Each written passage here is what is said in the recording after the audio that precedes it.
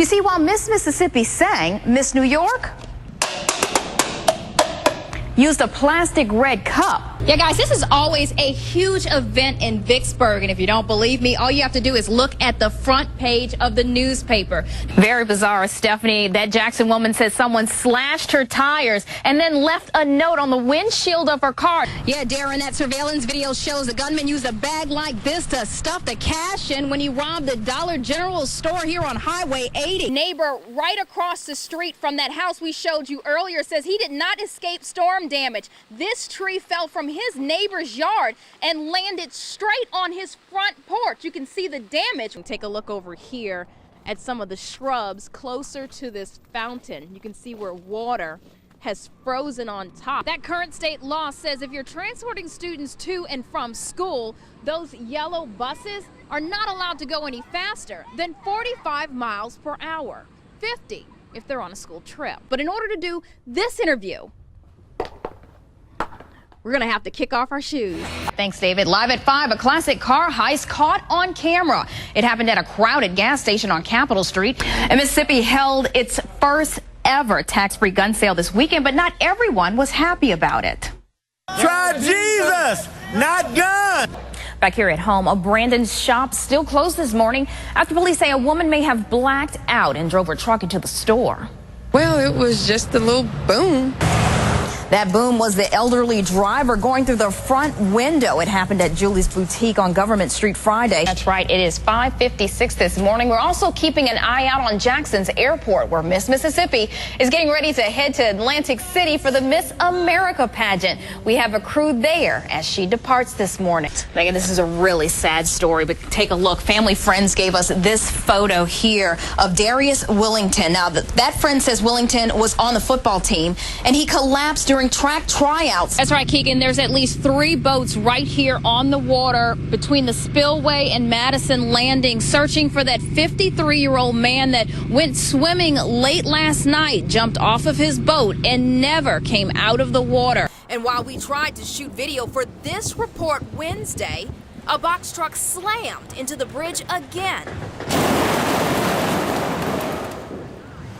911, what's your emergency? Yes, ma'am. This is Tammy with Channel 16. I'm on Gallatin and Porter Street in Jackson. A Ryder truck just hit a bridge.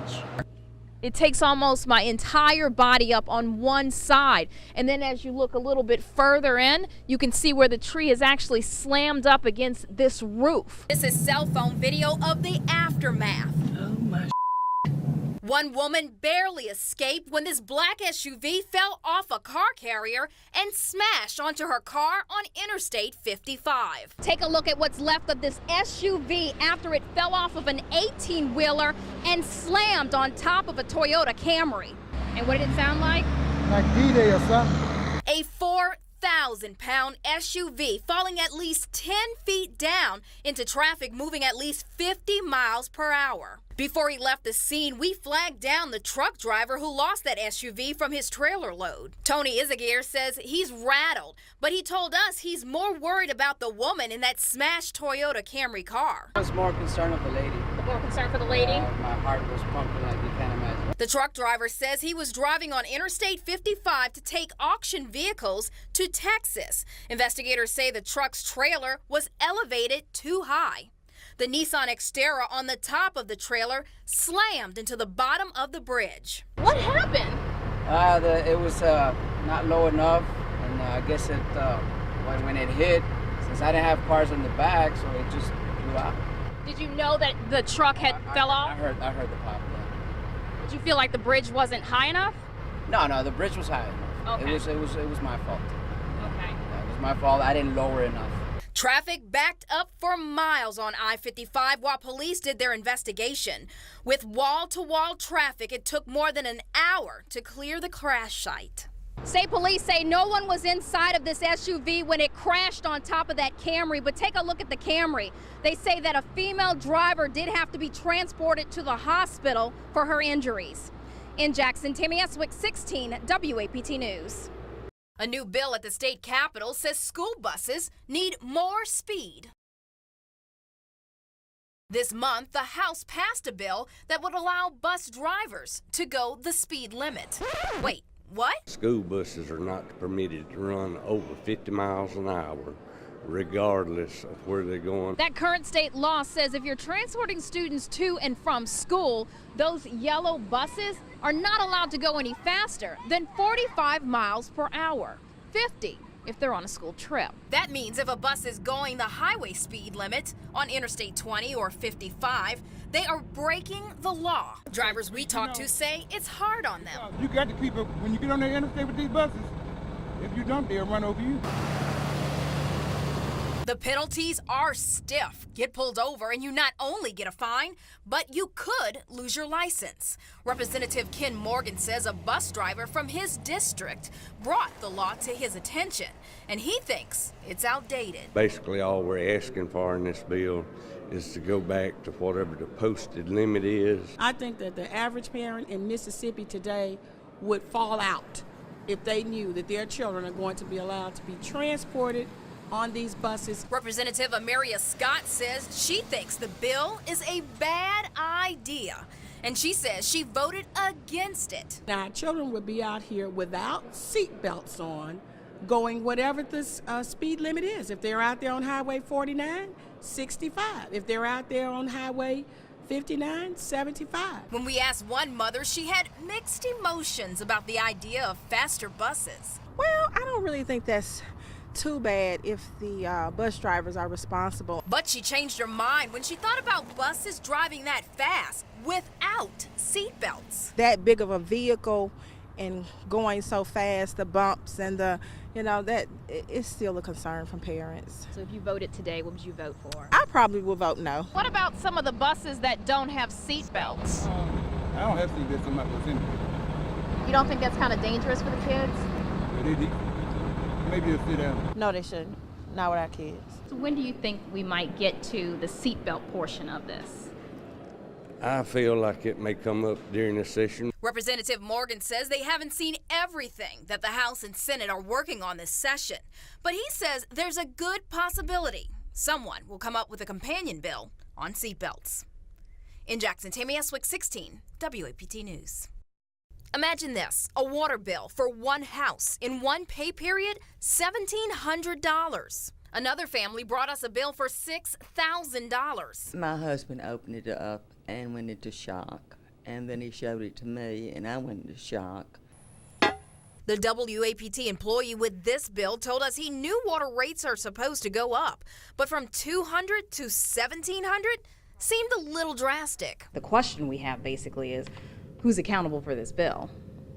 Ultimately, the city will be accountable for the bill. It's just a drop in the bucket. How much is your bill usually? About 90. This month, Shamika Hearn's bill is over 100. She blames a leak at her house on Casablanca Drive. She says city water is flooding her yard and driving up her bill. My meter is leaking, and they said they were going to send someone out because they said it could be the new meters that they installed. That family with the $6,000 bill didn't want to be on camera, but they did know one thing had changed. Then I remembered they had changed out the old meter, and I immediately knew it had to be a mistake. As you know, with the Siemens contract, it's a work in progress. And so, we're concerned that residents are getting bills like this. In June, a company called Siemens started updating old water meters for a digital upgrade. They'll tighten these up to secure a no-drip situation, no leaks. And then they'll turn the water back on. Back then, the mayor talked about how the project should make things more efficient. We know that in several places that there are breaks that are under the ground that we can't readily identify, but we do know that we lose that water. But this gives us an ability to be able to measure and monitor specifically at our homes to see what's going on with that water. The city has been passing out pamphlets that claim as meters get older, they may not measure all of the water you use every month. That's why earlier this year they warned that some people could see higher bills with the newer and supposedly more accurate meters. But from $200 to $1,700, the city admits something went wrong. We found out through the city that the man with that $1,700 bill has an old meter on the house. After an investigation, we determined that it was caused by a glitch. Now, what type of glitch are we talking about? Well, we're still reviewing it, but it seems as if the reading was off. Now the city says they've sent him a new bill for $120, a drastic difference. We want them to contact us as soon as possible when they get bills like this so we can determine what the cause of it is. Is it because of the meter installation? Was it because something was misread? And as soon as they can notify us, then we can find a corrective solution to it. Contractors are still working to replace almost 65,000 meters across the city, while Jackson continues to fight to fix its water woes. We've shown you where that problem started before, aging water pipes that have been in the ground for 8 decades. They've been ruptured and shaken by Yazoo clay, and they've been cracking and leaking for years. Now that battle to fix an aging infrastructure is continuing to cost customers. In Jackson, Timmy Estwick, 16 WAPT News. The story is spreading like wildfire. How Walter Williams woke up from the dead in Holmes County. I asked the coroner what happened. He said, he can call us a miracle. I stood there and watched them put him in a body bag and zipped it up. The coroner says he checked the pulse around 9 o'clock Wednesday night and pronounced Williams dead at his home in Lexington with no heartbeat. That was 10:30, and at 2:30 my cousin called me and said, "Not yet." I said, "What you mean, not yet?" He said, "Dad is still here." After the coroner helped move Williams to Porter & Sons Funeral Home, workers were getting ready to embalm him. But that's when he started to move. He was not dead, long story short. Byron Porter says it's the first time he's ever seen anything like it. A man inside a body bag kicking to get out. So he missed it by how much? I don't know. Couple of minutes, maybe? No, more than that, maybe. Well, we definitely was not going to do anything to him. And once you saw that he was right, alive. that he was not deceased. Right. Paramedics rushed Williams to the hospital, where tonight family members say they're happy he's alive. Now, I don't know how long he's going to be here, but I know he's back right now, and that's all what counts. In Lexington, Tammy Estwick, 16 WAPT News.